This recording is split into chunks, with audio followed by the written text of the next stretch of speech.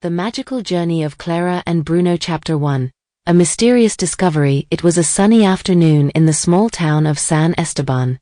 10-year-old Clara and her younger brother Bruno were playing in their grandfather's garden when they suddenly stumbled upon something strange.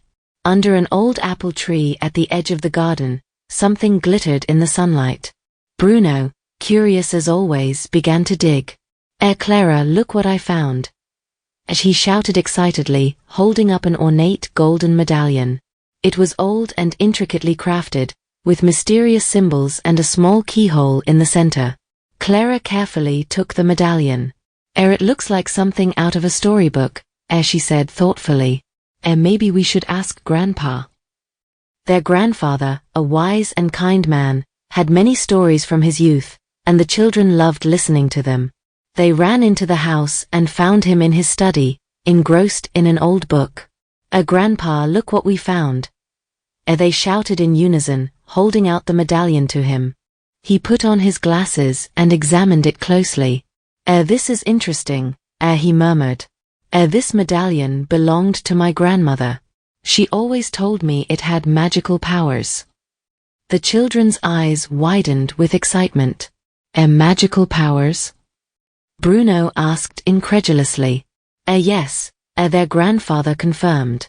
It is said that this medallion can open a door to another world if you have the right key." Chapter 2. The Puzzle of the Key. The children spent the rest of the day searching the house and garden for the key. They found many interesting things, but no key. By evening, when they had almost given up hope, Clara remembered an old chest in the attic that was always locked and for which no one could find the key. Grandpa, can we go to the attic?" Clara asked, and he agreed. Armed with an old flashlight, Clara and Bruno made their way to the dusty, dark attic. They searched for the chest and finally found it in a corner, hidden under old blankets and boxes. To their surprise, the chest was now open, as if it had been waiting for their arrival. Inside the chest lay an old, rusty key. It fit perfectly into the medallion's keyhole.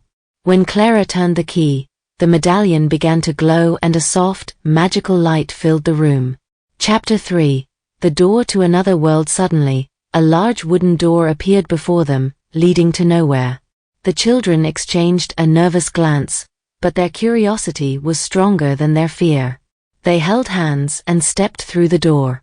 They found themselves in a dense, enchanted forest. The air was filled with unfamiliar scents and sounds.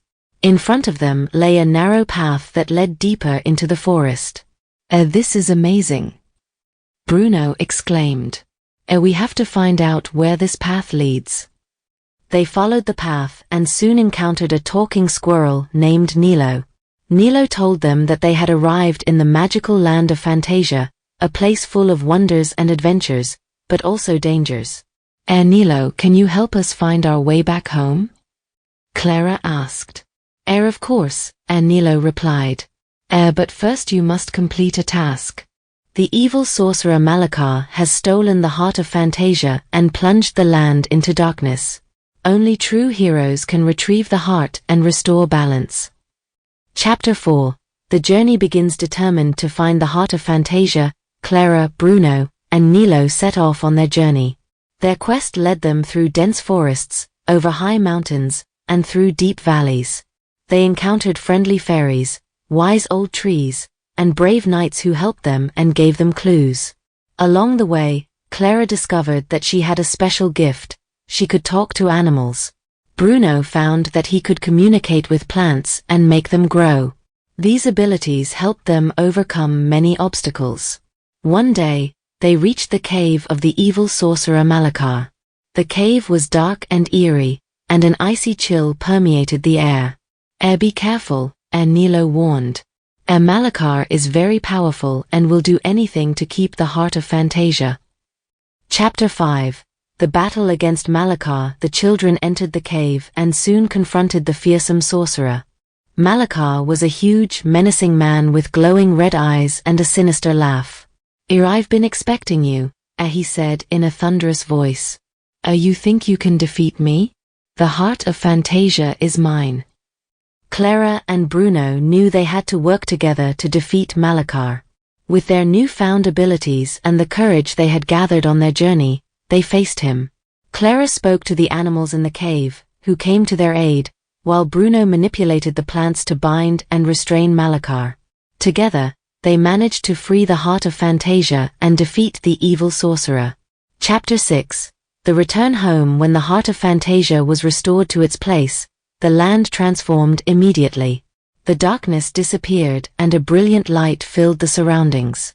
The inhabitants of Fantasia emerged from their hiding places and cheered for Clara and Bruno. Thank you so much for saving us, Nilo said. You are true heroes. The children bid farewell to their new friends and stepped through a portal that took them back to their grandfather's garden.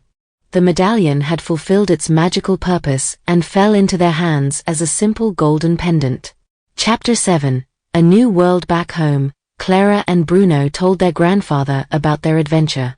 He smiled wisely and said, The medallion not only took you to another world, but also showed you how brave and strong you are. Keep these memories and skills in your hearts. From that day on, Clara and Bruno knew that life was full of magical possibilities.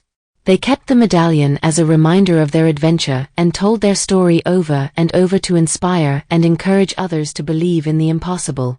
And so they lived on, always ready for any adventure life would bring, knowing that courage and unity could overcome any obstacle.